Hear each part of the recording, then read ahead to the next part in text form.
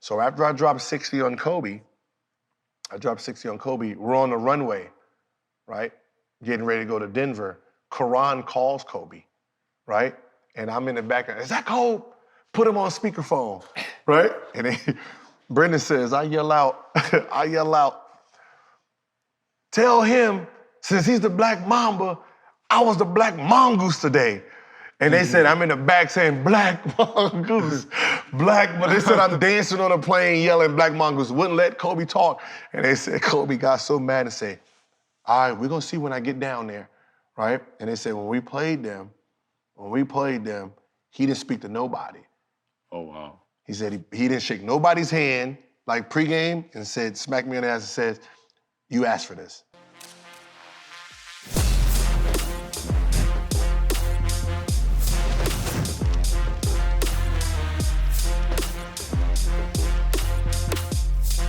Welcome to No Chill with Gilbert Arenas. I'm Mike Botticello. That's Gilbert Arenas in a fresh J-Rich jersey. Is that signed on the back? Of course. Oh, I know. We All can't my see jerseys it, are but signed. I mean, I don't wear just regular jerseys like probably you. actually, I don't wear jerseys. No, I'm just saying, 30 if plus. you did, it probably wouldn't be signed. It'd just be like some... If I had a signed jersey, I wouldn't wear it. You frame that. I know, this is before I frame it. You're the only person that wears the signed jersey. Like it. Signed, feel good. My man J. Rich, the city. But those colors, the blue and gold, we have Jaylen Clark here today. Blue and gold, UCLA incoming freshman. Yes, sir. Yes, Welcome sir. to the show. All right. Pac-12, I don't know if that's going to be a problem. Pac-10. Pac-10 in your day, Pac-12 now. Mm-hmm. That's a throwback for you. There were only 10 teams in the I know, conference at that What point. did they add to what, Utah and something else? Utah and Colorado. There we go.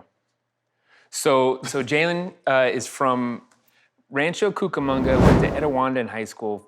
First team All-CIF, All-State here in California. 30-4 senior season. It ended. The point is that season's over.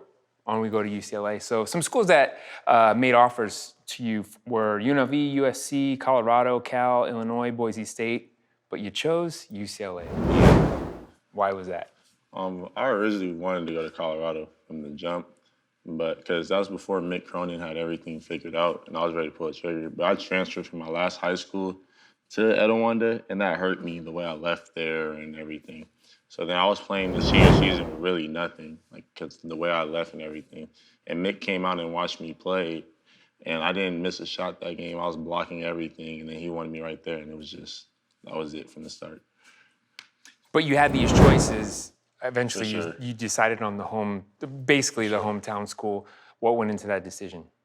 He wanted me. He made it very obvious that he wanted me. And I feel like I can play there in his system and how he is. He likes the defensive guys and just grimy people that get up, don't mind doing dirty work. So that's the type of player I know I am. So I feel like I can thrive there.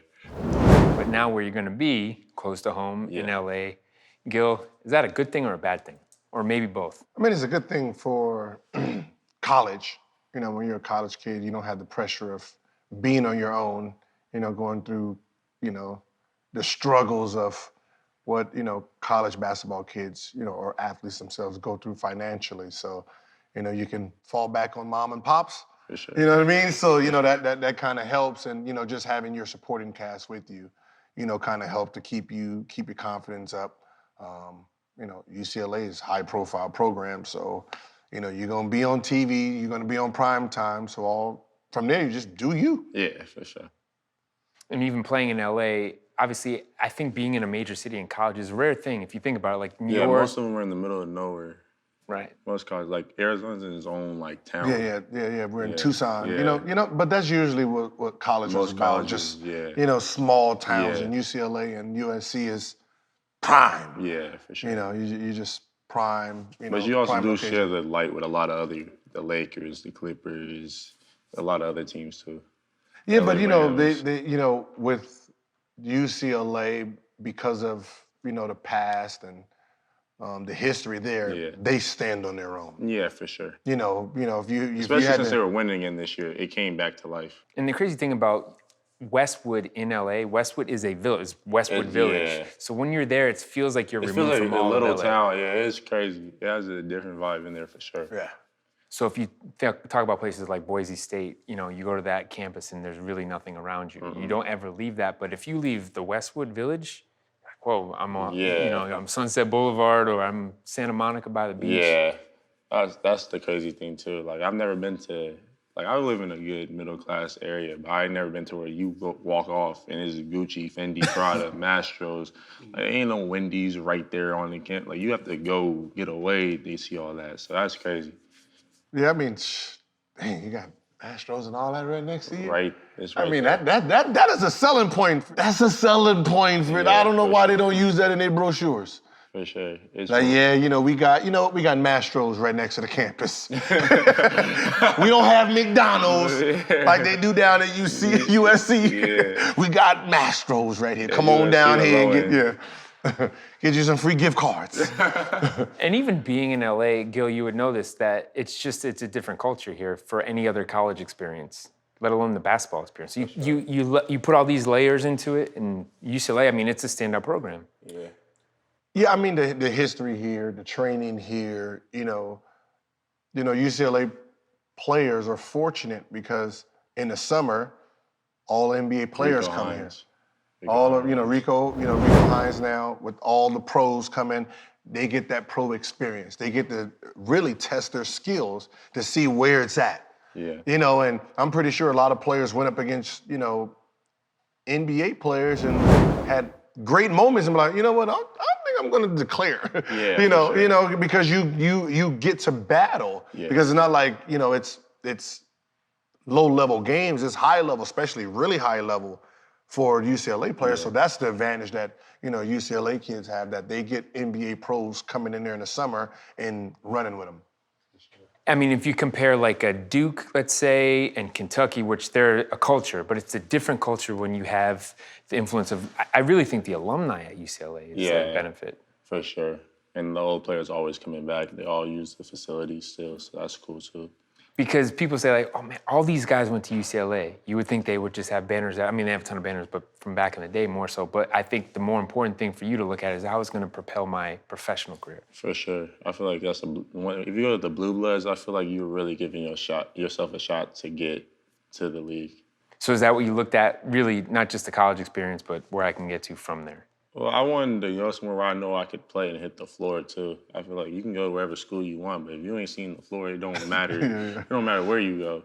And I wanted to go somewhere where it shows the best side of me. Mm-hmm. I'm not gonna go somewhere where it's a real half-court offense because I excel in the flow of the game, full court running, or when they go to like a zone like a Syracuse. I like playing man, getting up in people. So it worked out with Cronin. Like that's the perfect fit. So I lucked out.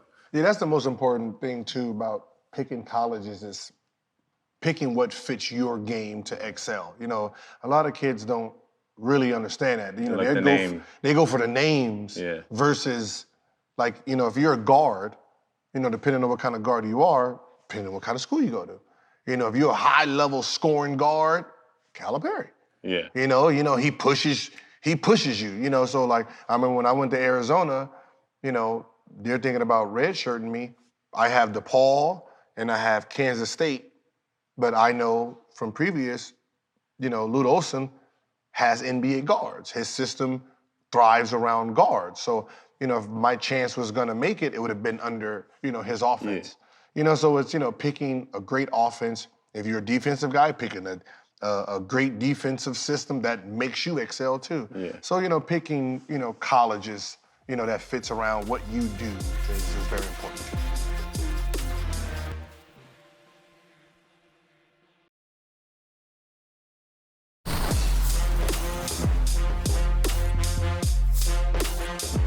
Gil, imagine this. You're that kid coming from the Valley and you went to a school 20 minutes away from home. What's the challenge there?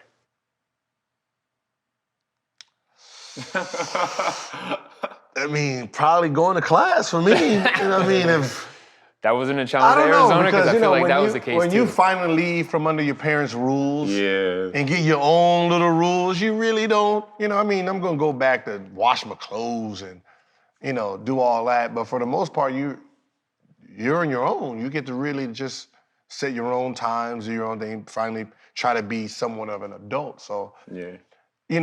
Other than that, friends and all that, but you're too busy. You're too busy to really, really hang out like that with classes and practices. and trying to figure out, how to get better, you don't really have time for the outside. I just feel like I'm fortunate to be from out here because I'm not gonna get caught up in stuff others coming to California would get caught up in. Like the lights on, I've been there, seen that, did that. It's cool. Yeah, you know what's so funny? That is actually a good thing you said that, because if you look at all the LA kids, they don't have problems in the NBA like that.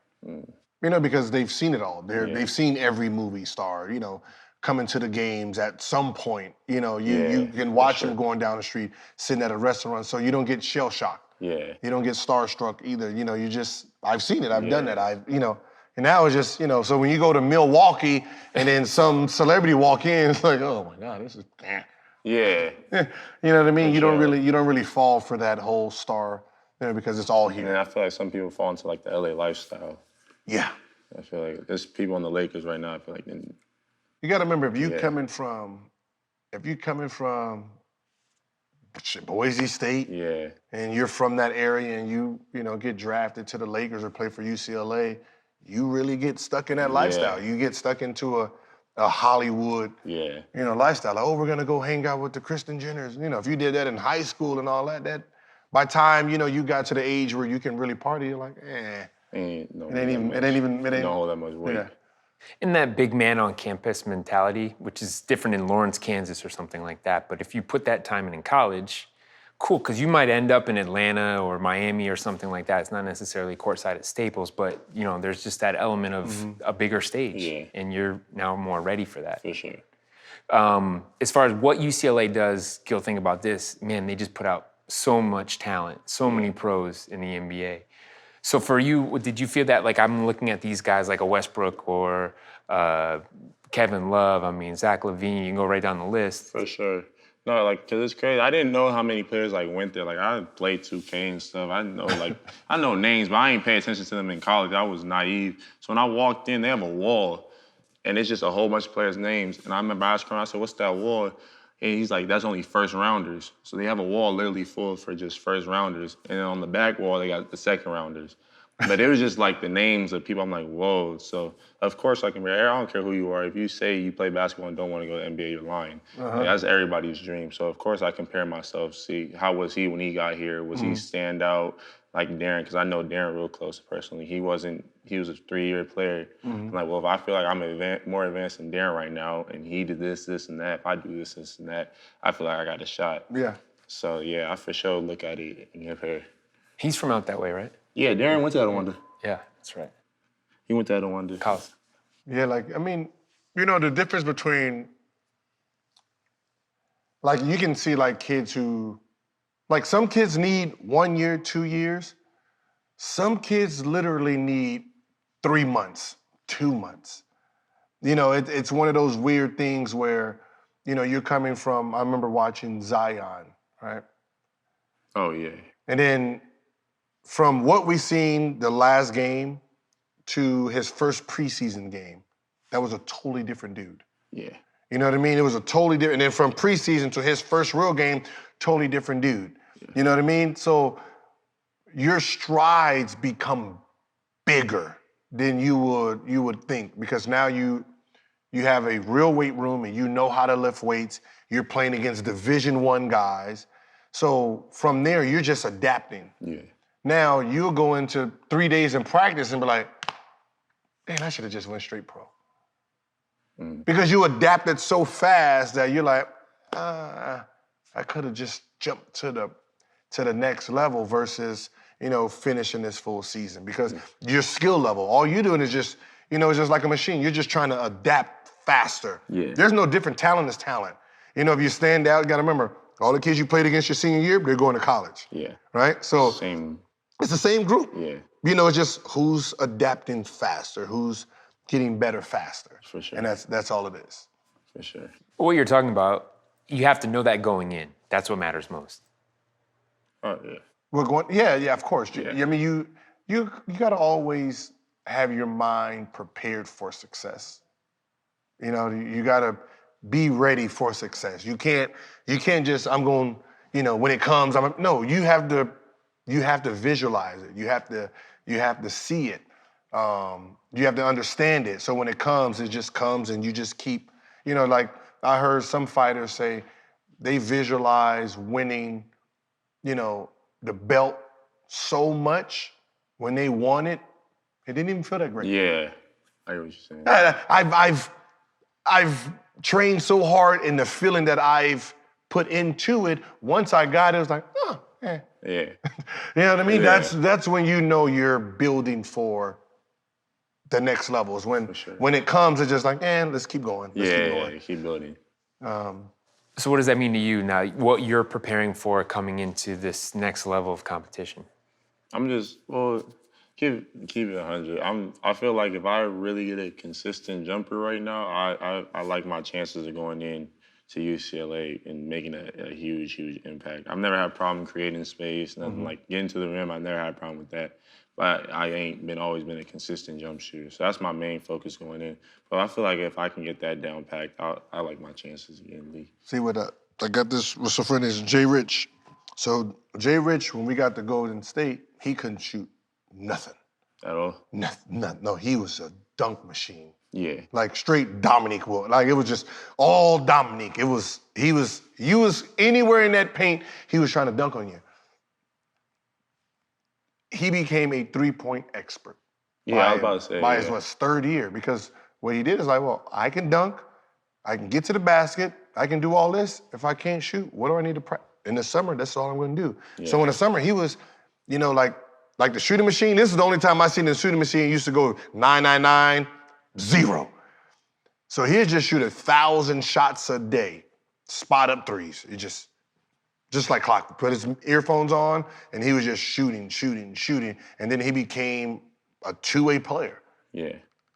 You know what I mean? He became three-point shooter like you, and it was just like, so when people are like, man, I need to work on my shot. If you really want to shoot, just go out there and just put them up. Yeah, just for sure. Like you want to shoot so much that you get bored.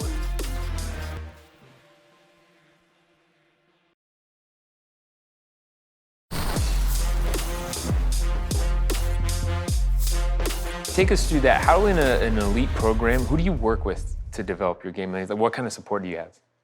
In NBA? No, in college. You have your ball kids and walk-ons that helps, but let's be honest. College and even pro, for the most part, they don't have the staff that sometimes can get you better as an individual. You're gonna have your team, team offense, team defense, but as an individual getting better on your natural talent, you might not have a guard who played like you. Yeah. That knows how to get you better. So you gotta understand how to get yourself better, like take what they're doing and then add your spill to it. And that's hard too, because it's not like most teams have like USC players that played that was high level, like UCLA, that have, a Baron Davis coming back, a Westbrook coming back. Yeah. They got Rico that gets you better. So you do have that guy that can help you get better. But you still need to update because the game is still moving faster and faster and faster. For sure. Those names that you said that were on that board, those guys, that is a network. Like UCLA does have a tremendous network. So those guys are available. Maybe it's in the summer runs or something like that. But that's the main thing I would say to utilize. Pick their brains. For sure.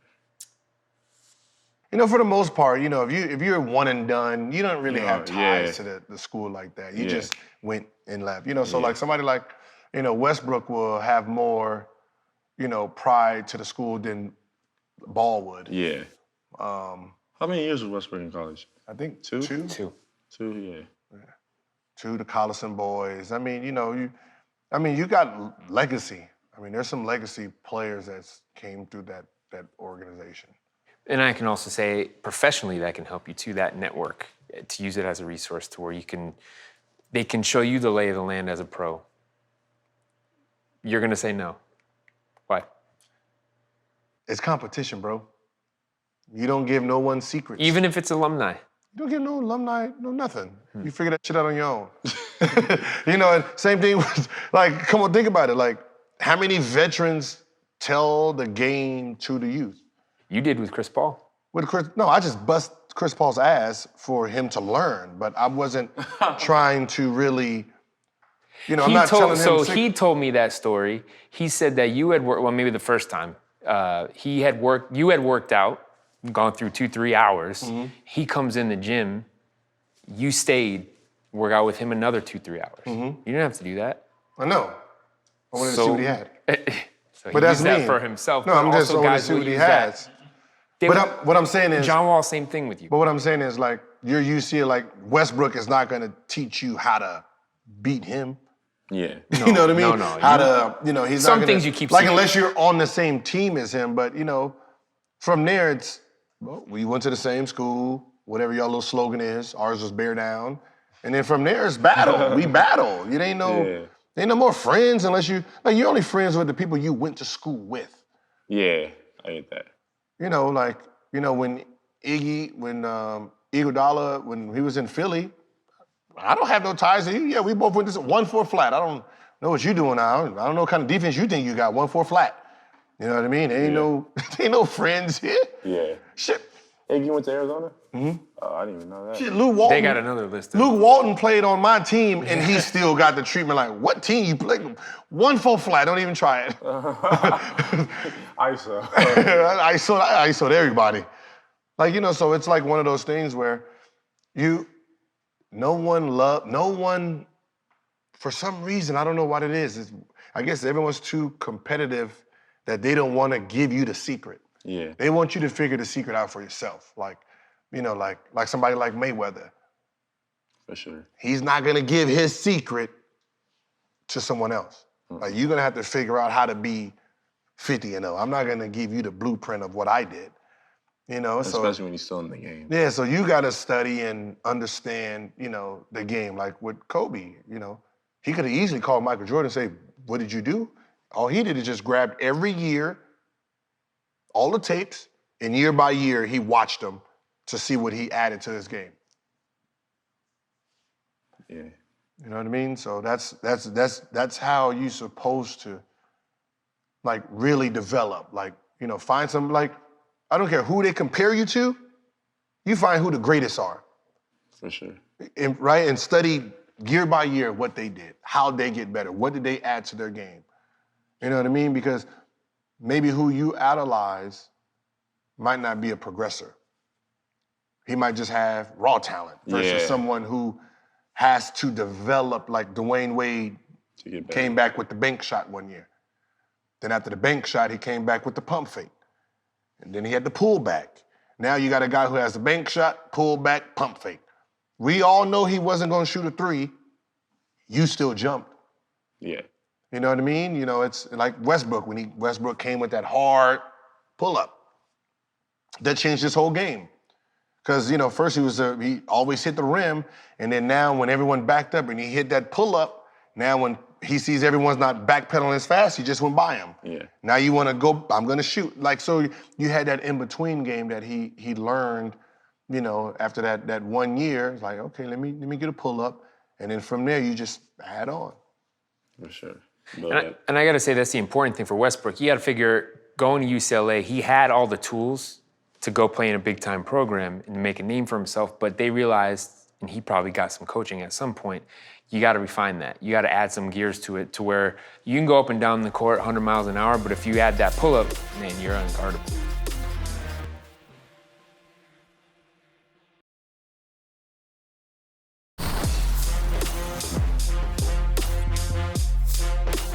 So let's talk about this. How are you approaching, you know, entering this next level to make an immediate impact? Well, now, I don't know what's going on because this whole quarantine thing. Yeah, way different times. Yeah, way different. But I don't know.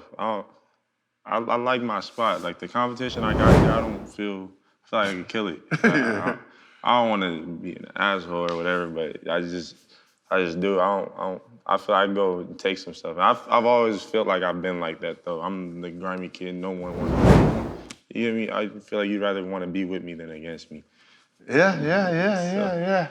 That's the way to be. Like, when you're going in there, like, I'm coming here to take spots. Yeah, that's what it is. I mean, if you're a great player, even if you're a great player there, I want you to come try to take my spot because that's only going to help me. For sure. You know what I mean? So, if you sit here playing it easy on me, that ain't helping me, not helping you, not helping me. For sure. Like, come at my head so I know how to react because when we leave here and we play rivals, they coming at our heads. Yeah. So, I'm gonna want you to push me. Like, so if you're a defensive player, I'm an offensive guy, I'm trying to score every bucket on you. Sure. Because now, if I'm going at you, now I get to see the best defense coming at me. You get to see the best offense. So that's what me and Larry Hughes used to do. Yeah, and I'm not worried. Like I'll do whatever it takes to just get on the floor. I'm willing to dive and loose balls, pick people up full court. I know I can get to them whenever I want. So I just like my spot coming in. Okay. So you would describe yourself as a dog? Pretty much. Very much. Can't teach that. Exactly. I was saying, have those untangible. You can fill in. Yeah. But if you have that mindset. I feel like I'm the natural a-hole. Like I'm a natural a-hole. Like it's just in me. My dad a natural a-hole too, so it's just like passed down. Passed down from generation to generation. It just got passed down. So. But you could use that in a good way. We'd call that you're a competitor. For sure. Yeah, I mean that means he's never gonna back down from a challenge. He's gonna, he's gonna be willing to get better. That just, people don't understand that gene, that asshole gene, really is key. Yeah. You need it. You need it when you get to the next level because the next level is all about mentality. Yeah. It's all mental. The only thing that's different between an all-star and a all-NBA player is 10 games. For all-star, if there's 82 games and it's an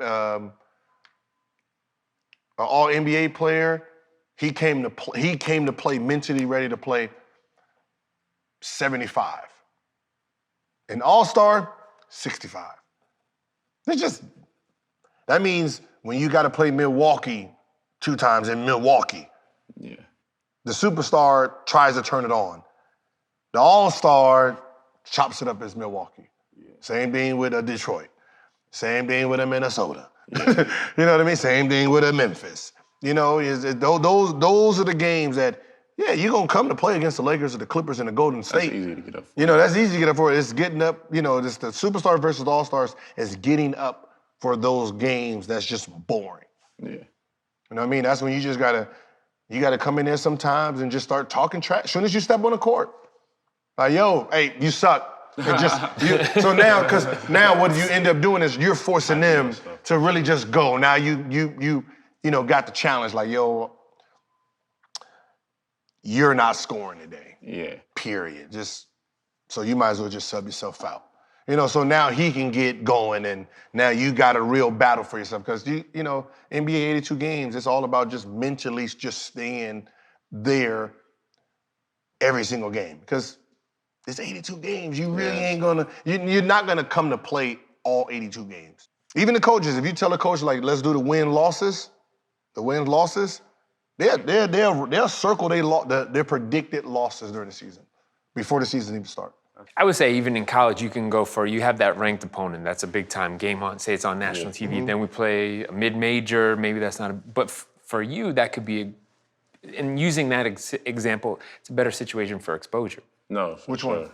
Playing against that mid-major, both really, but the mid-major is like, all right, this isn't as high profile, but I'm going to shine. We don't play in as this many games as they do either. Yeah, but that's what I'm saying. But college, you're 2 games a week. You're You're excited. You're not really low. Yeah, that's what I'm saying. That problem only happens when you get to that next level, trying to figure out how to turn it on, figure out how to turn it on a guy who's not in your realm. So the great thing if you got a guy who ain't skilled at scoring, you would tend to try to turn it off. Like, nah, you gotta dog him. Like, I always look at it as if you don't dog him, somehow he's gonna get confidence for something. You try not to give nobody no confidence. So like, if I was playing against you and I know you like to play defense, I'm gonna try to punch you before you punch me.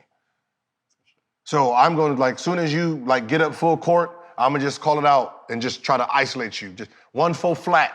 We're gonna do 1 full flat until he get off of me, right? and then try to just, first time I'm just try to go by you, second time I'm trying to get you a foul, so then I'm gonna just play this popcorn game with you. Yeah. And then mentally just Deteriorate.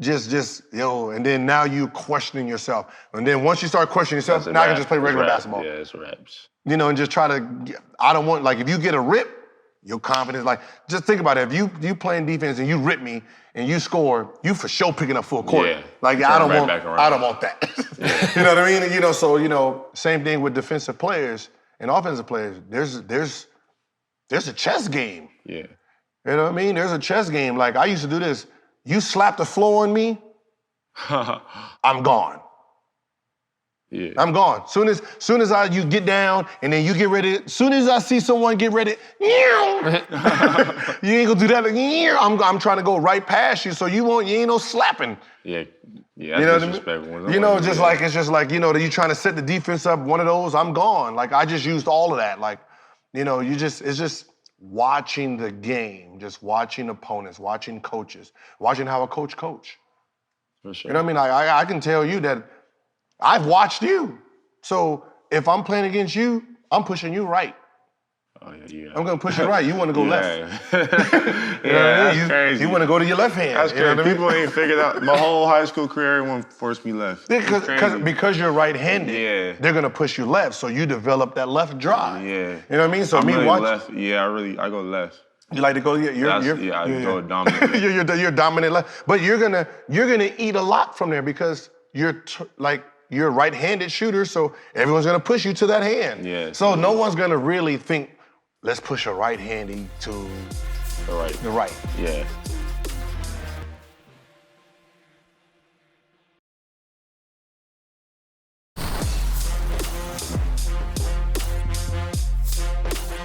All right, well, we wanted to get into some game within the game. I threw out a few names. I don't know if you're going to take them or what, but we said Westbrook, some comps, Westbrook and Donovan Mitchell. Who are some guys watching Jaylen's film that you were reminded of? When he drives, it's like Donovan, because Donovan wants to go left so he can go off 2 feet. I think what's his name left-handed? DeMar. Lefty, yeah. DeMar DeRozan go left. He's a lefty driver too. And he was just, DeMar was just raw when he first came in. He didn't really have the footwork he had. And now he probably has the best footwork in NBA. But him and Kyrie probably have the best. But who did DeMar study? It's kind of obvious. Kobe. I don't know. Kobe was a big influence on him. Yeah, okay. Big influence on him. So the point is, he added that too. By looking at how Kobe worked, he added that to his game, and that gave him a whole nother level. But that came a few years down the road, which is the point. You just keep adding. College will be harder than the NBA, the pros. Or they work harder in college. Yeah, you work harder, but the game is harder because the game is more compact. Everyone's sitting. Yeah, so everyone's sitting there. You got zones. You got real zones. You got you, and then you might have someone who's just not talented, and you probably got 4 players on the bench that's not talented, so everyone gets the key on you. So, you can really get controlled in college and then go to the NBA, and then boom, no one can guard you. You're like, man, it's kind of easy. Yeah, for sure. Because, now your strength versus, speed, that person cannot stick with you. You have that. You're probably bigger than most of the 2 guards. For real? Because they look big on TV. See, that's that middle class, that high middle class. You got a big TV. You got one of them 60 inches, huh? Got the big, but you got, Clay is not a big guy. How tall is he? He's like 6'6", 6'7". He's 6'6", 6'7", but he's not big. He's not athletic. Probably DeRozan, Jimmy Butler. I mean, C.J. McCullough's 6'2", 6'3". Yeah, he's little. Yeah, that's what I'm saying. So, you see how easy it is for him? Yeah, he gets off. That's crazy. It's because that's what I said. It's your skill. It ain't really, as long as you can play one-on-one, the person who's guarding you with the rules, they can't really do much with you. Mm-mm. You know what I mean? So if you're stronger than everybody's in front of you, once you hit and go, they can't stand. All you do is just pay attention to the centers. Yeah. You know, what does these centers do? I mean, You step up or do they jump? Are they late? Do they take charges? And that's gonna be half your studying. What do they do? For sure. You know, is he a guy who is actually looking for a team stop, or is he individual shot blocker? Yeah. Does he leave his feet? You know, is he prone to, you know, how athletic is he? Does he like to jump? I mean, you start studying. That's where you start really studying on. For sure. Like you, if I drive, I'm gonna pump fake every time. Yeah, I jump. Yeah, you're gonna jump. Yeah, I jump. There you go. That's what I said. So like, if I'm going against you, that's the first thing I'm doing. I'm trying to get you off your feet to get you one foul. Once I get you one foul because you jump, now you're gonna be hesitant a little bit. I get caught up. I like embarrassing people. Yeah. That's what I said. You know, so I'm going slow it down. So and then boom, let you jump. Yeah, actually. Game within the game right there. But the things they throw at you in college, like a full court press or you're not seeing those at the pro level. So what you say, it's easier They don't in a press in the sense. pros, no. No, so what's thrown at you in college? Is that because the rules are like, it's just Too good. too good? You gotta remember in college, you know, you probably got one dude that can bring the ball up, maybe two. But when you're in the NBA, this is like when college, like think about college. How many players in college? 7,000? Yeah. So 7,000 players, there's 13 lottery picks. So out of those 7,000, only 13 will be lottery. And then you have the rest of the draft. So college is not as skilled as as we think. People are playing hard, but it's not as skilled. Yeah. You know, so but in the NBA, it's all the elite. Yeah. You know, so trying to press an elite player is like, you're wasting your time. Yeah. No matter who he is, you're wasting the time. We don't even practice. I mean, when I first came in, they were trying to 2-2-1s and all that, and we just get the ball and wave everybody down and just trying to trap Iverson in the backcourt. You couldn't do that. Yeah. You know, De'Aaron Fox, like you're not. He's fast. Yeah, that's to say you're not gonna try to trap him in the backcourt. Yeah, for sure. And we're not trying to play defense like that. More importantly. That's the big one. We're not trying to play defense like that.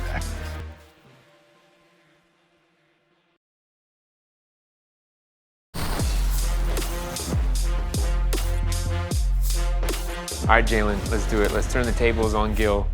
Time for Ask Agent Zero. Okay, What do you got? What happened about that Boston story with a fan? Boston story. Talking about getting into it with a fan while you were playing. Oh. So, Boston is a little racist. We're just a little.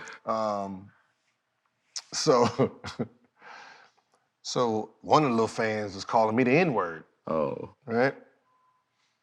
So, which was funny because he had Paul Pierce jersey on, so that was just kind of mind-boggling. Yeah, so I know he's not, racist. Yeah. So I said, you know what? I'm about to go bust your team's ass, and it's gonna be because of you. And I go out there and torch the shit out of them, right? Sign my jersey and give it to him. And then every time we played him, he wore the Arenas jersey and was Arenas fan. Wow, that's crazy. Like we only listen to fans. Like when you hear like NBA players complain about fans, it's only when you're losing and you're not playing well where you can actually hear someone say you suck and all that stuff.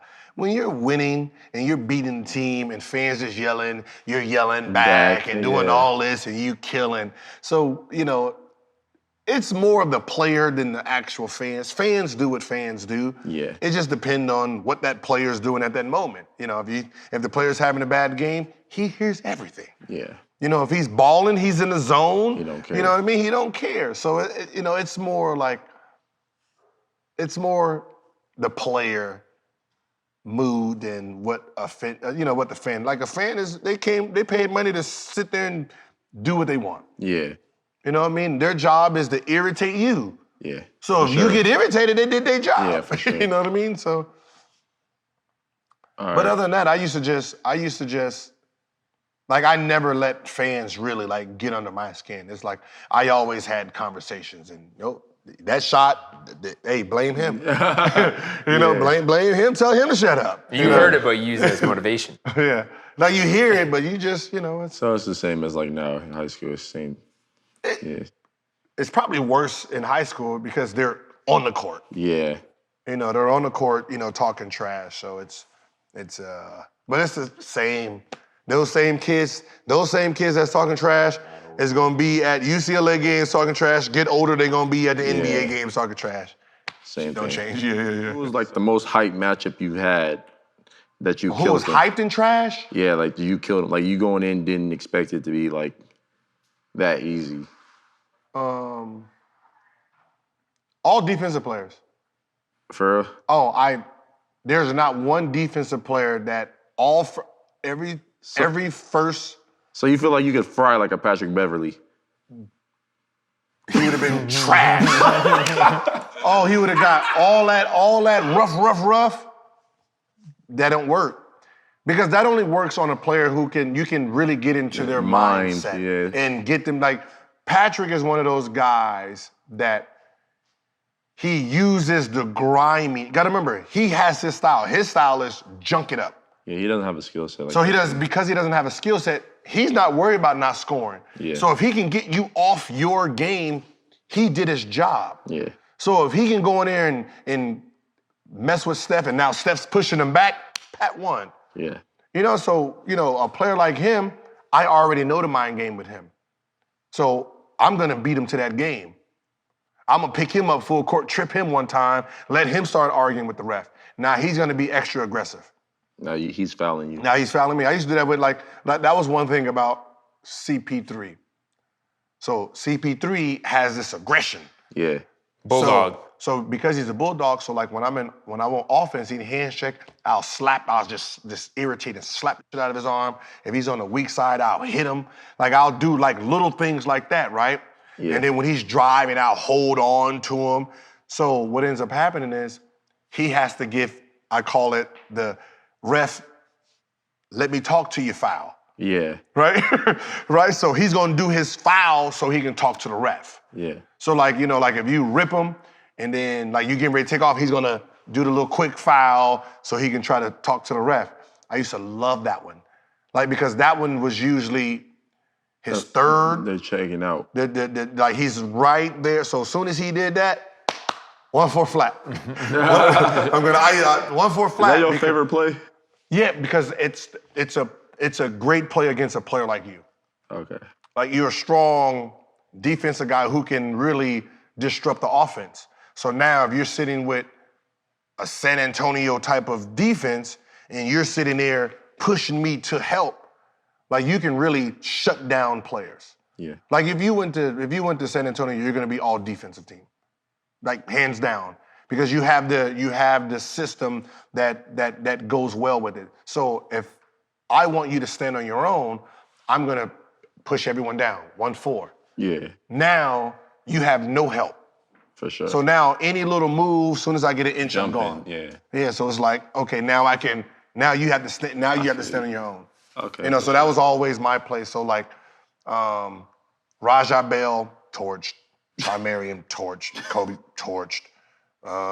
Did you enjoy torching Kobe? Torched. Anyway, I just What? Did you enjoy anyone that played But defense. that's like a higher level of torching. But you got to remember, if you're on that first team think about first team defense. Yeah. You are the But he's creme de la creme. first team a lot though. Yeah. So you. But if you look at my numbers before the 60 game, I was averaging like 36 against them. Sheesh. Is that your most memorable game though? No, is that like what does everyone know you for? You know what I'm saying? Probably for LA 60, but I tell people like my most memorable, like the one I like, is the next one. The next time we played them. So I'm doing an interview with Brendan, and Brendan told me a story that I totally forgot. So after I dropped 60 on Kobe, we're on the runway, right? Getting ready to go to Denver. Karan calls Kobe, right? And I'm in the background, is that Kobe? Put him on speakerphone, right? And then Brendan says, I yell out, tell him, since he's the Black Mamba, I was the black Mongoose today. And they said, I'm in the back saying, Black Mongoose, but they said I'm dancing on a plane yelling Black Mongoose. Wouldn't let Kobe talk. And they said, Kobe got so mad and said, all right, we're gonna see when I get down there, right? And they said, when we played them, he didn't speak to nobody. Oh, wow. He said he didn't shake nobody's hand, like pregame, and said, smacked me on the ass and said, you asked for this. So that was my best game that I always hold, because it's one of those games where, because I scored 60 on them, now I know that this assassin is really coming to embarrass me, right? Now you have this is more of a mental battle. He's coming to shut me down. The whole system is there to shut me down because I embarrassed him and talk shit, right? So the first half of that game, if you watch it, it was literally just one-on-one. It was a one-on-one basketball matchup. Going tit for tat. We're just. How many did you score? I ended up scoring 38. Oh, wow. I mean. How many did he score? He scored 40. Oh, yeah, it was even. But the 38 wasn't a pretty 38. It was, I think, 10 for 28. Ooh. It wasn't a pretty 38. But I tell people, the 10 for 28 wasn't the point. The fact that you knew he was coming. The fact that I knew he was trying to kill me and I was not gonna back down.